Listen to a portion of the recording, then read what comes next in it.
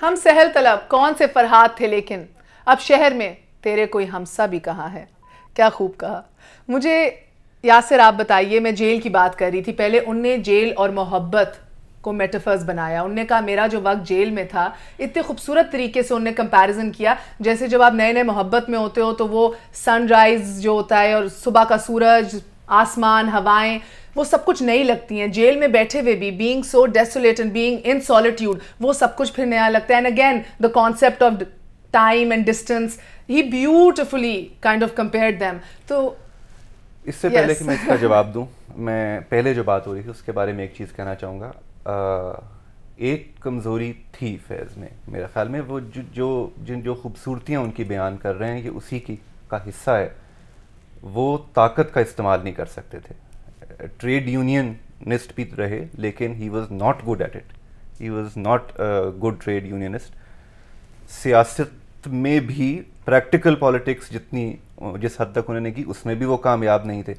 और इन दोनों चीज़ों की वजह एक ही है कि इन दोनों कामों में ज़ोर लगाना होता है लोगों पे। You have to use power on people. वो उनसे नहीं कर सकते थे, और इसलिए काफ़ी चीज़ें जो वो करना चाहते थे वो उनके बस से बाहर थी। उनकी पर्सनल क्वालिटीज़ जो थी वो very well said, very well said. जहाँ तक जेल और इन चीज़ों का ताल्लुक है, देखें, ये चीज़ें जो है ना, ये this is the genius of invention.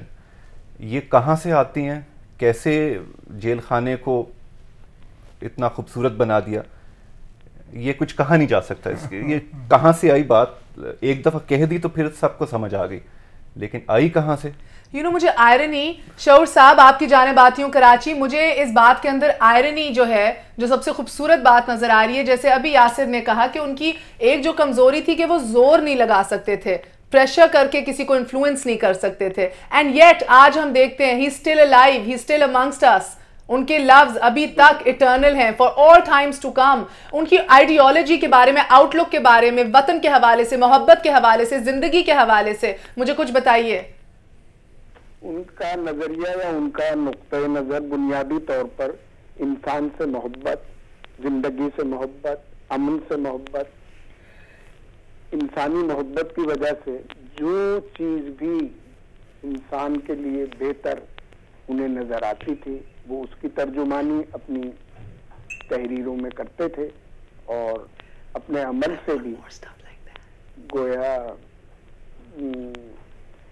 अच्छा, फिर ये कि शायरी को उन्होंने जो कुछ दिया है, हम हमीद अख्तर साहब मौजूद हैं और पूरी दुनिया जानती है, जबान पर उन्हें बड़ा कंट्रोल हासिल था।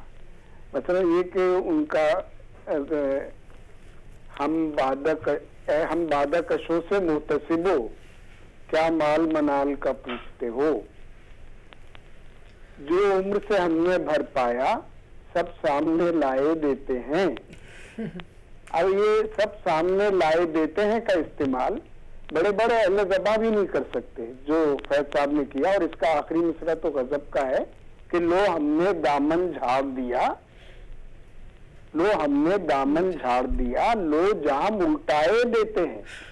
ये इस्तेमाल जो था, इससे उनकी जबादानी का भी अंदाजा होता है। जाहिर है कि वो अगर जबान पर उबूर ना हो तो वो इतने बड़े शायर हो ही नहीं सकते। Absolutely. हमारे दौर के सबसे अहम शायर थे। और एक बहुत बड़ी खुसूसियत उनके कलाम में ये थी कि मेरे हम उम्र जो लोग थे, उन्हें उनका पूरा पूरा कलाम जबानी याद था और किसी कोशिश के बगैर हो जाता था। यानी जिस तरह वो सरीउल फहम आदमी थे, मैंने उन्हें अक्सर देखा, सरीउल फहम भी थे, इसी तरह उनकी शायरी सरीउल असर शायरी थी। बेशक बेशक जी, आप कुछ कहना चाह रहे हैं? मैं उनकी शायरी के बारे में कहना चाह रहा हूँ कि क्या वजह क्या है कि वो अभी तक रेलेवेंट है। अभी तक इसीलिए रेलेवेंट है क्योंकि अभी तक मॉडर्निटी का इलाज दुनिया को नहीं मिला। जो मसला 1930 में उन्होंने उठाया था, जो 1930s आई थिंक, उसमें हुआ ये था कि पहली दफ़ा यहाँ की जो एग्रीकल्चरल प्रोड्यूस थी वो वर्ल्ड कैपिटलिस्ट सिस्टम का हिस्सा बनी। और जिस तरह अब हो रहा है, एक फाइनेंशियल क्राइसिस आया, और क्राइसिस में मतलब Punjab, all of India, central India जो था, इसके जो काश्तकार थे वो बर्बाद हो गए। क्योंकि पहले उसको खींचा, इनको वर्ल्ड सिस्टम में लाया गया, उसके बाद फिर वर्ल्ड सिस्टम के कोलैप्स के अंदर उनको फारिग कर दिया गया। आज अगर देखें तो वही हो रहा है। एब्सोल्युटली। वहां पे किसी ने लालच किया और किया और उसका हम हमीद साहब, जिस तरह यासिर ने बड़े अच्छे तरीके से हमें लॉजिकली वर्ल्ड इवेंट्स का बता दिया कि क्यों इटर्नल है, आपकी नज़र में उनका जो पैगाम था, उनकी शायरी का जो पैगाम था, वो अभी भी आलमगीर क्यों है, इटर्नल क्यों है? मैं इसमें थोड़ी सी यासिर के बयान में थोड़ी सी तरमीम करना चाहता हूँ। देखिए, फैज़ साहब के 2 या 3 4 नज़मों के अलावा डायरेक्ट नज़में बहुत कम हैं, वो हम भी देखेंगे। और फ़लस्तीन की लोरी, ये 3 4 नज़में छोड़ दें, उन्होंने तशबीह, इस्तारे और इशारों में बात की है, और वही खूबसूरती है उनकी शायरी की सबसे ज़्यादा। जहाँ तक ताल्लुक़ है कि वो कैसा निज़ाम चाहते थे, क्या चाहते थे, वो उनकी शायरी में भी और उनके अमल में भी। मसलन वो कोई ताल्लुक़ नहीं था, अखबार के एडिटर है, मगर उन्होंने ट्रेड यूनियन में पोस्टमैनों की यूनियन की सरबराही कबूल की जी।